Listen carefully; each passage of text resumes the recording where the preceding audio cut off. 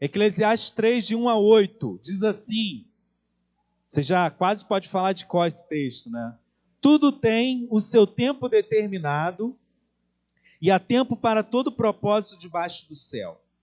Há tempo de nascer, tempo de morrer, tempo de plantar, tempo de arrancar o que se plantou, tempo de matar, tempo de curar, tempo de derribar e tempo de edificar, tempo de chorar, tempo de rir, tempo de prantear e tempo de saltar de alegria, tempo de espalhar pedras e tempo de ajuntar pedras, tempo de abraçar e tempo de afastar-se de abraçar, tempo de buscar e tempo de perder, tempo de guardar e tempo de deitar fora, tempo de rasgar e tempo de coser, tempo de estar calado e tempo de falar, tempo de amar e tempo de aborrecer, tempo de guerra e tempo de paz.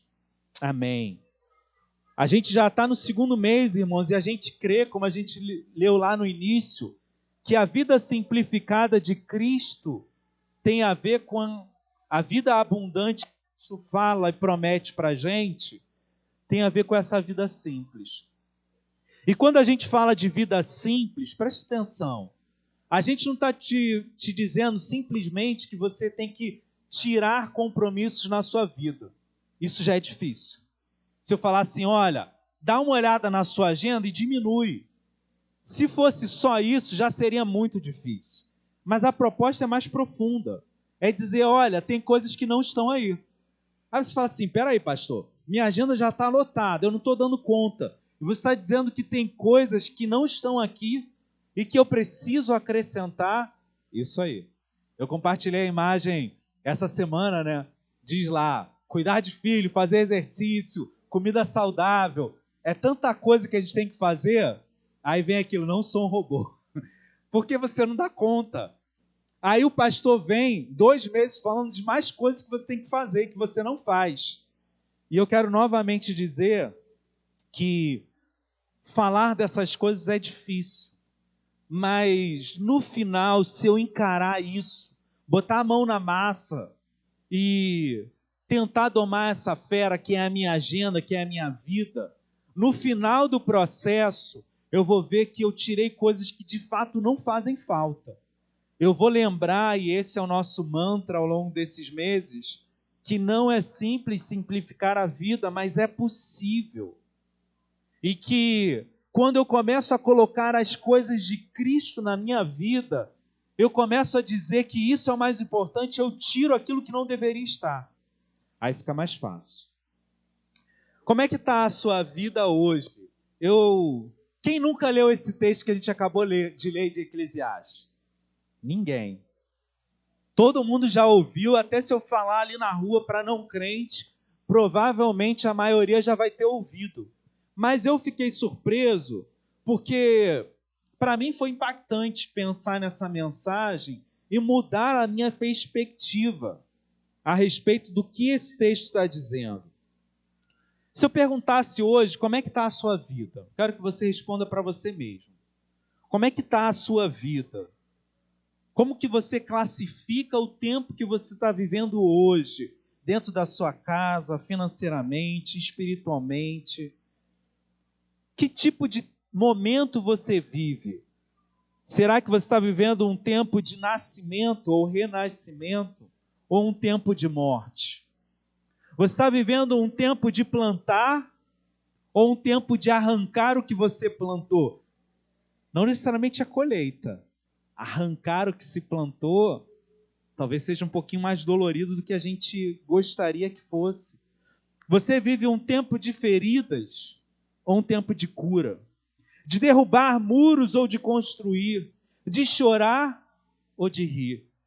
De lamentar ou de saltar de alegria? Tempo de espalhar ou tempo de juntar? Que momento que você está vivendo hoje? De abraçar ou de se afastar? De se isolar um pouco? De buscar, de ganhar ou de perder? Tempo de guardar ou tempo de jogar fora? De se livrar de coisas que são demais? De rasgar? É duro, eu fico pensando nessa imagem de um pano sendo rasgado. Por que Salomão vai trazer isso à nossa mente? Eu tenho, esse tempo tem que estar na minha vida de rasgar ou de costurar. E até a costura significa que algo foi rasgado. Não fica inteiro como no início. Tempo de estar calado ou de falar. Tempo de amar ou de aborrecer, de guerra, de paz. Que tempo que você vive hoje? E eu fiquei pensando sobre isso. Como é que a gente faz? Não sei você. Talvez você seja diferente de mim. Mas eu elejo dessa lista toda os melhores momentos. Tempo de rasgar, estou fora. Tempo de costurar, está lá. Tempo de amar, tempo de paz, tempo de abraçar, tempo de plantar. Começo a eleger tudo que é bom e que é melhor. E eu imagino, e essa foi a mudança que eu fiz, pensando na mensagem de hoje, eu imagino que esses são os melhores momentos para se viver. Você é igual a mim? Esses são os momentos em que eu anseio, e que eu luto e que eu dou o melhor de mim para viver. Os outros momentos, o que eu faço? Eu desprezo. Eu não quero vivê-los. Eu deixo eles de lado. E se por acaso eu dou o azar de vivê-los, eu corro porque eu não quero vivê-los. Eu não quero eles na minha vida. Eles não deveriam estar, são um erro. Você pensa assim também?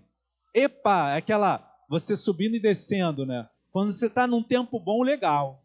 Quando você está num tempo ruim, vamos acelerar o passo. Que eu não quero ficar muito tempo. Isso aqui é um acidente, Deus se enganou. Alguma coisa saiu errado na administração de Deus. E aí eu quero viver apenas aqueles melhores momentos, aqueles melhores sentimentos. E eu sempre pensei na minha vida dessa maneira. Vamos viver a vida e quando as coisas estão boas, legal. Quando as coisas estão ruins, a gente vai arrumar as coisas para as coisas ruins passarem. Ponto final. E aí a gente acaba olhando para a nossa vida, quando a gente pensa assim, num amontoado aleatório de dias, de situações, de momentos. E aí, quando eu penso dessa maneira, fica fácil eu ignorar o movimento de Deus para mim. O movimento de Deus na minha vida. Fica fácil pensar que os momentos que não acontecem como eu quero, como eu disse, são um engano. São um descuido de Deus.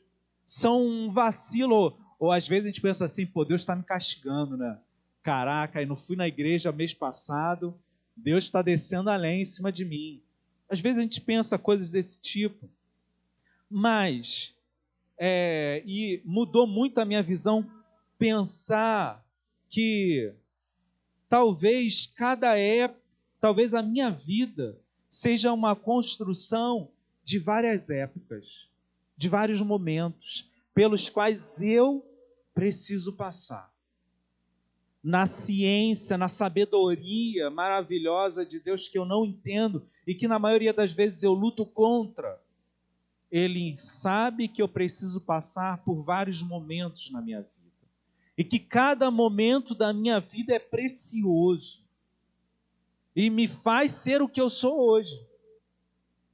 Aí, não sei você, mas para mim deu um estalo. Pô, peraí. É isso que Salomão está dizendo, o homem mais sábio da terra está dizendo que existe o tempo de chorar, existe o tempo de chorar e que ele tem que estar na minha vida. É isso. Quando a gente pensa na bênção de Deus, na graça de Deus, no favor poderoso de Deus, a gente pensa que Ele está aqui para nos abençoar e facilitar o caminho. Mas e se eu te dissesse que é da vontade de Deus que muitas vezes você passe por alguns vales? Porque justamente são esses vales que vão construir o teu caráter, amadurecer você e fazer com que talvez você passe por um vale, mas não passe por um buraco. Não fique estagnado no meio do caminho. Como é que está a tua cabeça? Tá acompanhando? Tá legal? Ninguém vai pedir a carta para sair da igreja depois dessa não, né? Vamos mais um pouquinho. E aí, quando a gente entende essas coisas, talvez o confronto de Deus para mim e talvez para você se essas coisas são verdades, eu preciso aprender a aceitar os momentos em que Deus me coloca para viver. Aceitar, pastor, significa entregar os pontos e não lutar mais? Viver um fatalismo? Não, não é isso. Não quer dizer simplesmente deixar o barco correr e tá bom do jeito que tá. A graça de Deus, a soberania de Deus não nos chama a ser marionetes. Nos chama a nos esforçar e lutar todos os dias, mas a aprender que, acima de tudo, Ele tem conduzido os momentos em que a gente vive e que, no momento certo, as coisas vão passar. Eu fiquei pensando muito sobre essas coisas, né? E Salomão está dizendo exatamente isso. A passagem de tempo na minha vida é importante e eu sou chamado a considerar cada momento em que eu vivo a partir dos olhos de Deus. E só é possível simplificar a minha vida, tornar ela abundante, tornar ela mais reta, quando eu entendo que cada momento que eu vivo tem início, meio e fim. As coisas começam e acabam. Ontem, por exemplo, fui pregar no aniversário da mocidade de uma outra igreja.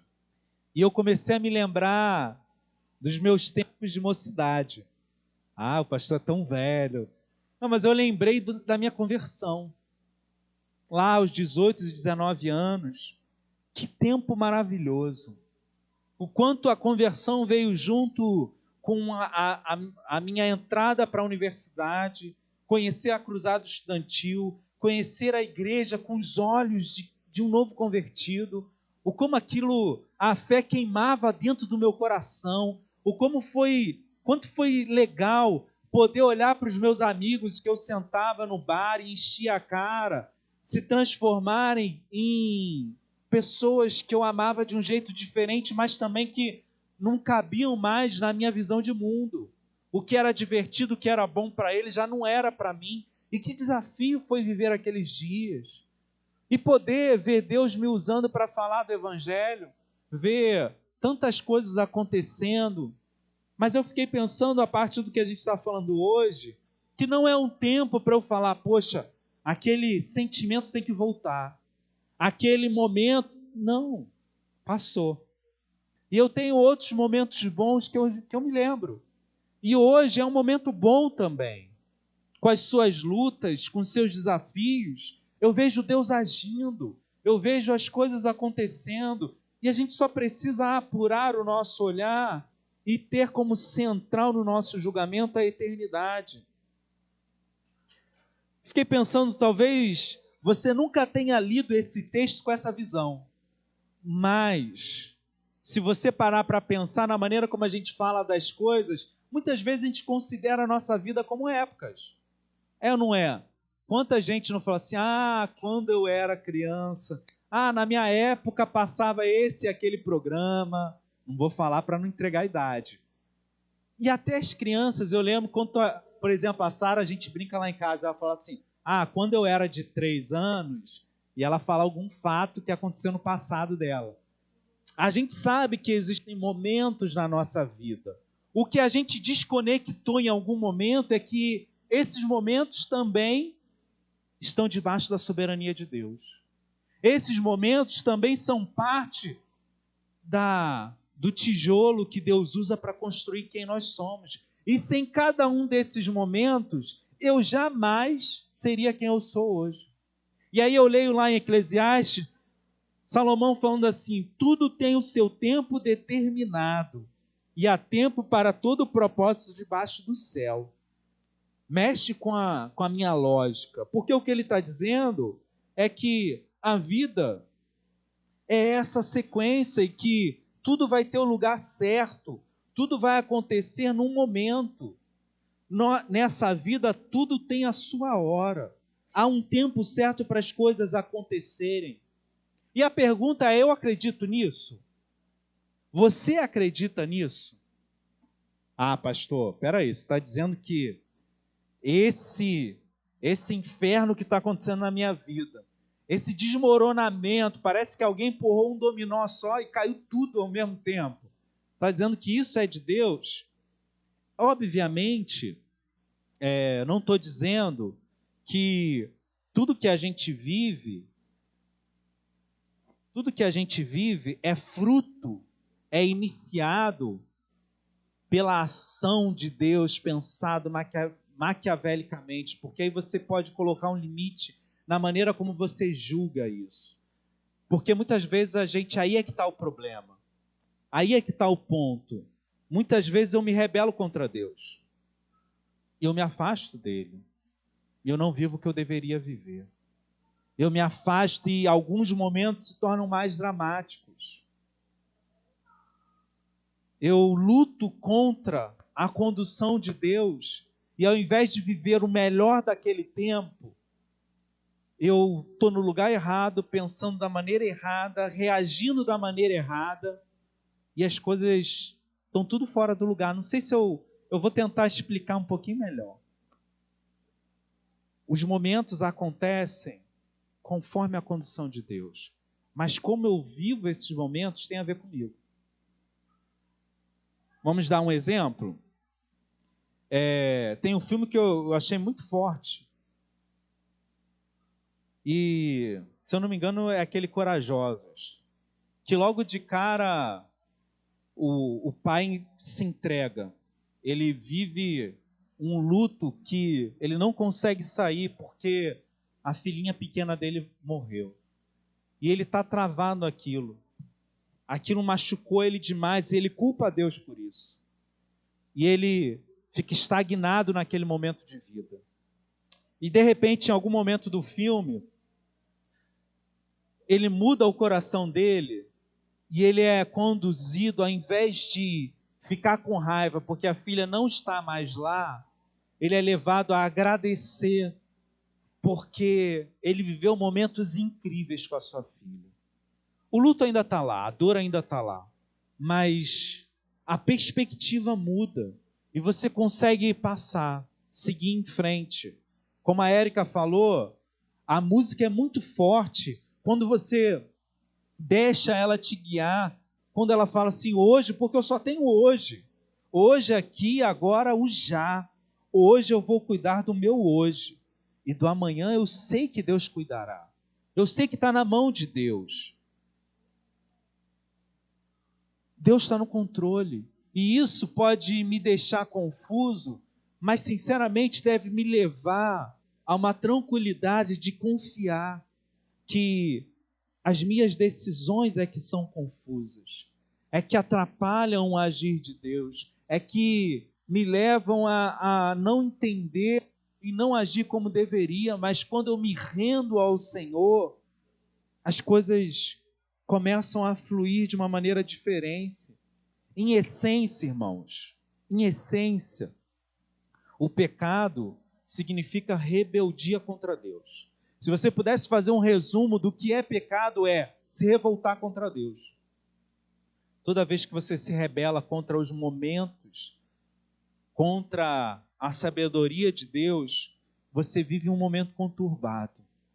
Quando você aceita essas coisas e vai buscar em Deus a sabedoria para viver os seus dias, você vai aprendendo a viver o melhor de cada tempo, ainda que ele não seja o melhor, ainda que seja um tempo de rasgar, ainda que seja um tempo de guerra.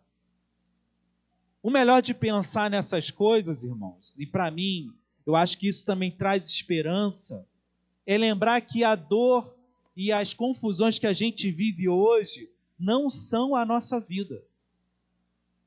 São parte dela. São momentos que vão passar.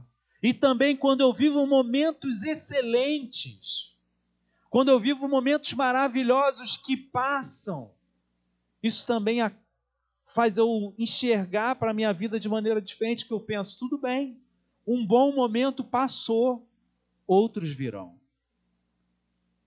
Quantas vezes a gente vê pessoas presas a épocas da sua vida, com feridas e rancores no seu coração tão grandes, que elas não conseguem seguir em frente, não conseguem amadurecer, não conseguem ver as coisas que Deus tem preparado adiante deles.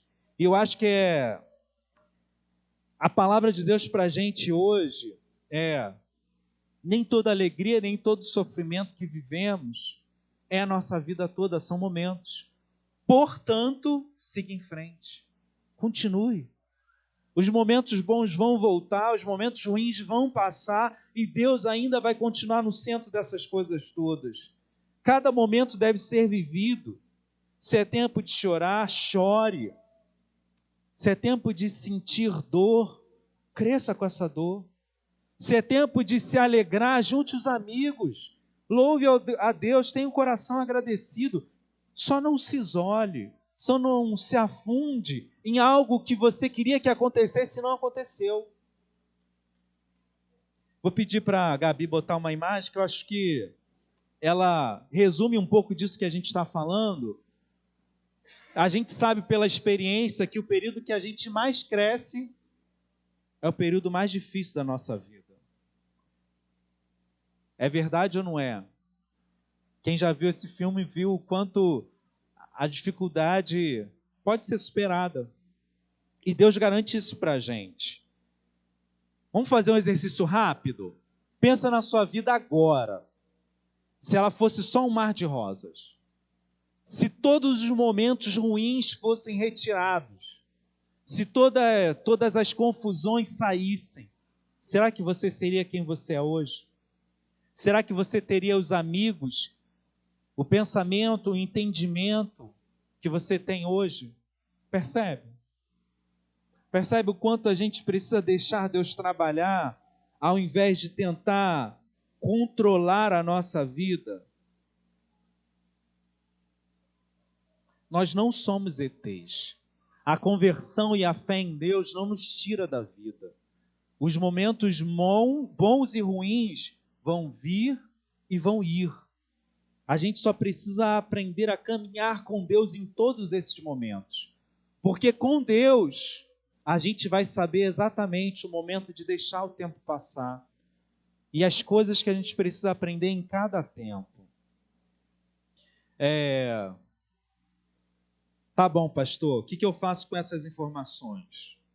Eu acho que para a gente é importante a gente identificar o tempo que a gente está vivendo hoje. Aprender a se engajar nas coisas certas. Aprender a viver a vontade de Deus a partir do que Ele está nos dando. Você já ouviu aquele ditado? Se a vida te dá limões, faça uma limonada. Nem sempre dá para fazer limonada, né? Às vezes tu pega o limão e joga na cara de quem te deu. É uma opção também. Mas a verdade a gente precisa parar de se lamentar com o que a gente não tem e com o que não aconteceu. É olhar para a minha vida, o que eu tenho hoje, o que Deus está me dando hoje. É isso que eu vou viver. Ponto final. A vida é daqui para frente. É isso que eu posso fazer. E perceber a mão ativa de Deus me guiando, me fortalecendo, me transformando em cada passo do caminho. O Evangelho sempre vai trazer novos valores para a gente. E eu espero que essa conversa rápida tenha mudado um pouquinho a sua visão. Se eu quero simplificar a minha vida, significa viver cada dia como o Senhor me entregou.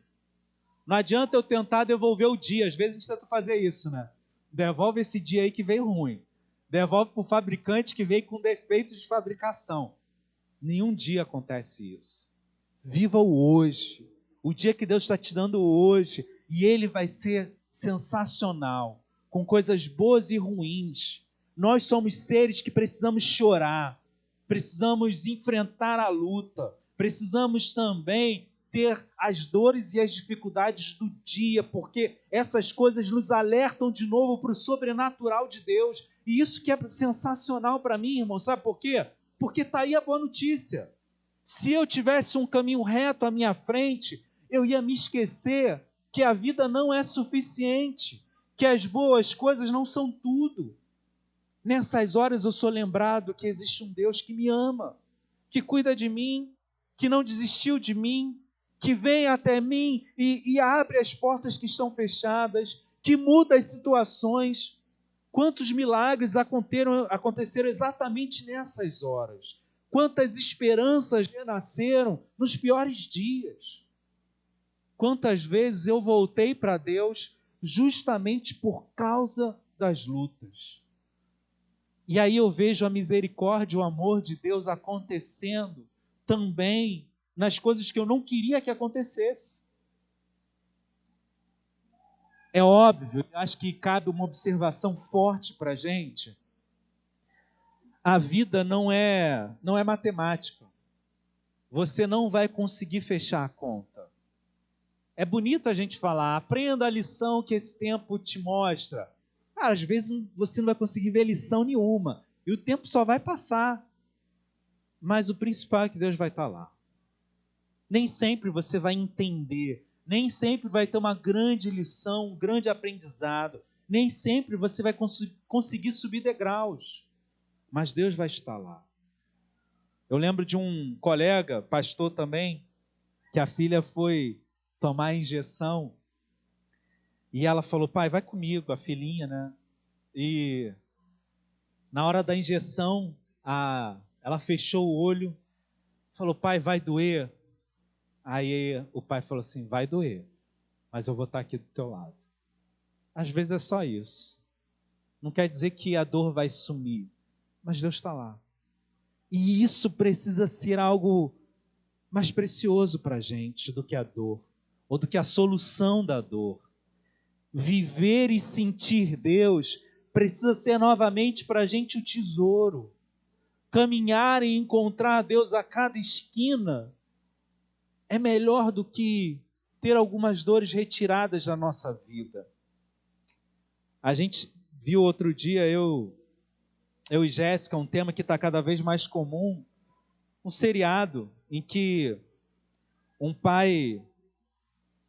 um casal, né? Eles insistiram para ter o filho e o filho nasceu especial. E aí, assim, quando ele cresceu, ele começou a se tornar violento. E a vida começou a se tornar um terror. Um terror. Ele tinha medo do filho matá-lo. Não sei se era um filme ou uma série, mas a imagem era muito forte. Uma série, né? Como é que era o nome, Jéssica? Tu lembra? Daqui a pouco a gente passa a informação, mas assim, e aí em algum momento, é uma série de fantasia, é oferecido àquele pai a chance de voltar no tempo, e ele chega em casa e a esposa está no quarto do filho que não nasceu, chorando, e ela fala para ele, você já pensou como seria a nossa vida se a gente tivesse tido um filho? Porque a vida dele mudou. A parte ruim da vida dele foi retirada. E ele achou aquilo estranho, porque ele não esperava que acontecesse. E aí, vou estragar para vocês a série, tá, gente? Para surpresa, no final, ele fala assim, não, eu não quero isso. Eu quero meu filho de volta. E é confuso para a gente assistir uma série dessa, porque, cara, como assim? A pessoa que concedeu a ele o desejo falou assim, pô, tu tá doido? Eu tirei aquilo que era ruim na sua vida. Em outras palavras, ele diz, é isso que faz quem eu sou. Eu não quero que essas coisas saiam. Quem faz você ser o que você é? As situações que você enfrenta todos os dias. As lutas.